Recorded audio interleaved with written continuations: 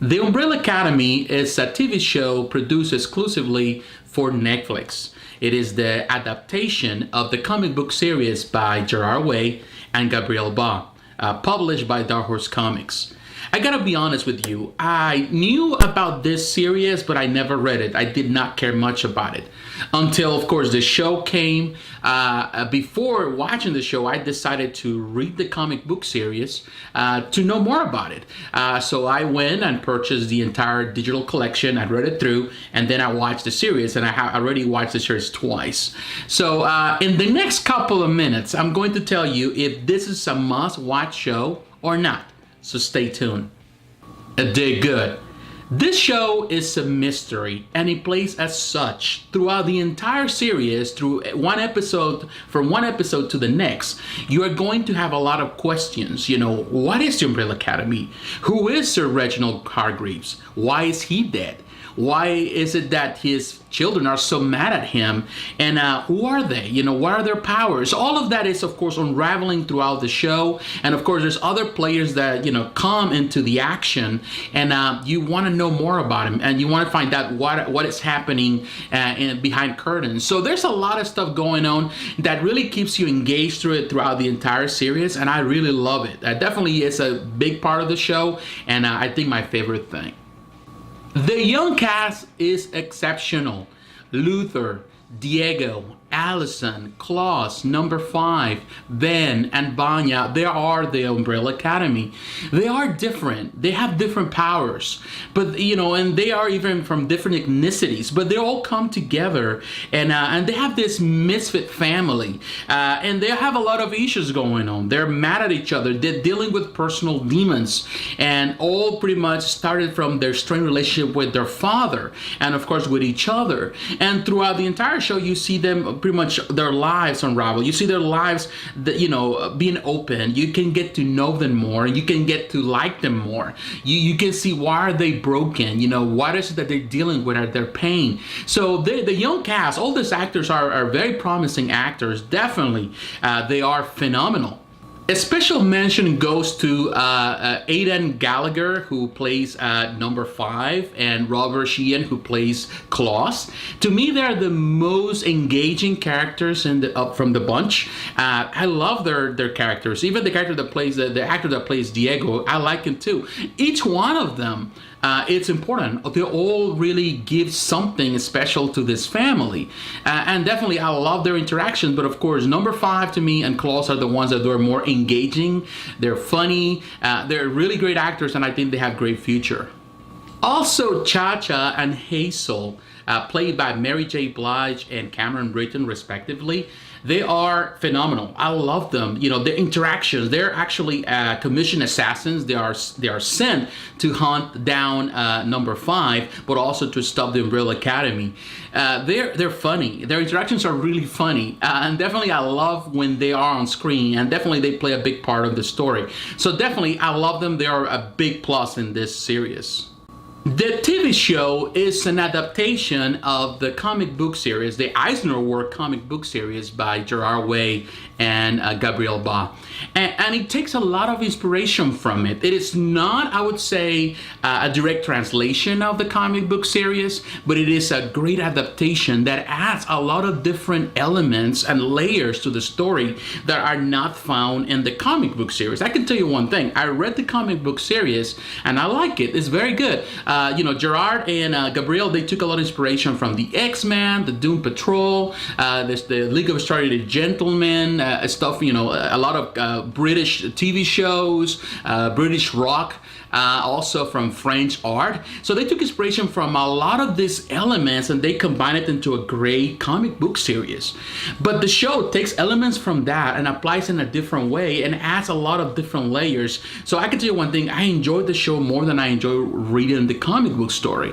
And that's something new to me, because most of the time, in this case, the shows are just a watered down version of the comic book series. And I think this expands in the story and adds more richness to it. So definitely they did a fantastic job. Netflix did a fantastic job in adapting the story and giving it its own sound and its own flavor. The adaptation of the source material is felt throughout the entire show, throughout the cinematography, the camera shots, throughout the art style, the art deco, and also through the music score. Particularly, I'm a fan of the soundtrack. The soundtrack is very eclectic, but very well applied. There are multiple songs from all the way from 70s rock, tunes, all the way to modern day tunes. So all of that is coming together and makes it unique and fresh. It feels really fresh with the adaptation. I really love that part. And there's a song for everyone. And the best part is that every song is applied well for the moment, for the emotions and feelings of the time. So definitely, I loved it. It's very catchy, and the whole art here is well applied. And definitely, the best part of the film is that it's only 10 episodes, and definitely those 10 episodes go fast. They go really quick, and you never feel like there's a dull moment. Every moment is well executed. Every episode, you don't feel that one episode is just filling information. No, everything flows naturally. The art is well paced. The music is well paced. The cinematography, the acting.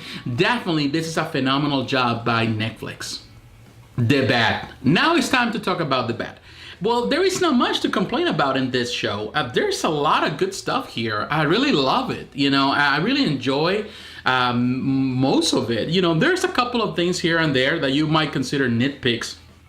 For the most part, particularly I would say when you see some of the cinematography, some of the camera shots, sometimes you feel that the camera shots, even though they're great, the cinematography is great, but sometimes you feel that it's utilized as a way to cover up some poor CGI. And I would say that that's more not necessarily a production problem, it's more like a budget problem. You can feel that the film worked with what they have at hand, with the budget they have. So sometimes they have to repeat some scenes, or they go to different places and locations. They have to repeat the locations, and you notice that. And you do certain things with the camera angles. So it's a way to cover up that. They do it masterfully, but if you're really paying attention and you're nitpicking a bit, you're going to notice the differences, or you're going to notice that, that it's just a way to cover up some of those flaws. Again, that has something to do with the budget and not necessarily with the production of the series. Some story threads led to nowhere. And, I don't know, it has something to do with the way they want to tell the story.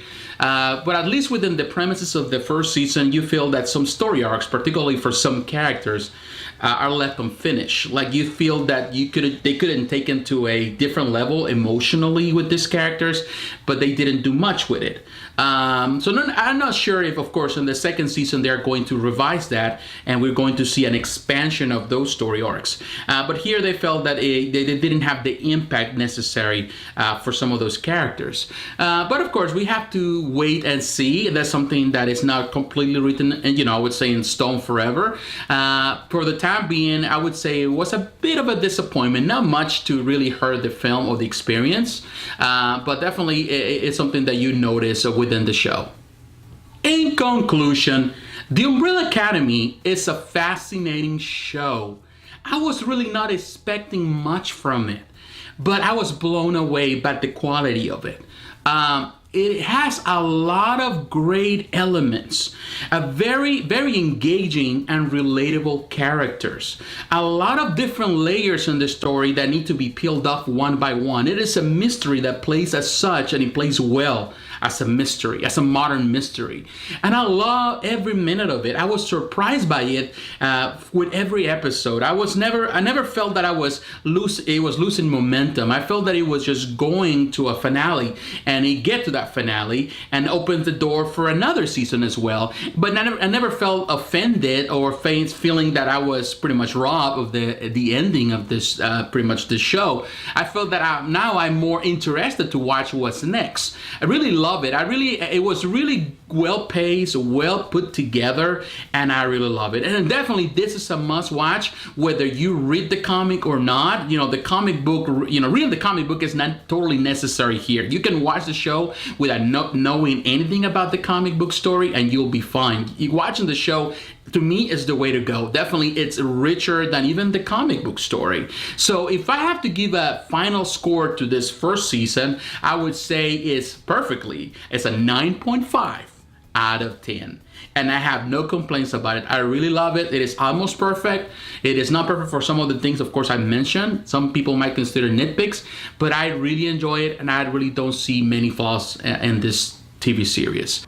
Now, I have to remind you this, if you are a parent, that this is not suited for children. It has mature rating, and you have to respect that. Teenagers might appreciate it better, of course, than young kids, but I would say that you have to have a level of maturity to understand some of the themes and the subjects that are explained or expressed in this TV show. But definitely is very good. It's very mature. It's very engaging, and really like it. I like it more than other TV series by Netflix. It has the right amount of quality and pretty much of story. It's a story driven and character driven at the same time, which I really love. So, but what is your opinion? Have you watched the show? If you haven't, then I highly recommend it. But if you have, please leave your comments below. I would like to hear your voice. So once again, thanks for watching. Please don't forget to like, comment, and subscribe. Hit the notification button so you're reminded of the next video. Follow me on social media, on Instagram, on Twitter, on Facebook. The links are down below. And also, please consider supporting me financially. Through your financial support, I'm able to keep this channel in the air, and also my podcast. You can do that through Patreon on a monthly basis, or you can do that through PayPal or GoFundMe as a one-time gift. So once again, God bless you. Thank you for watching, and I'll talk to you again. Bye-bye.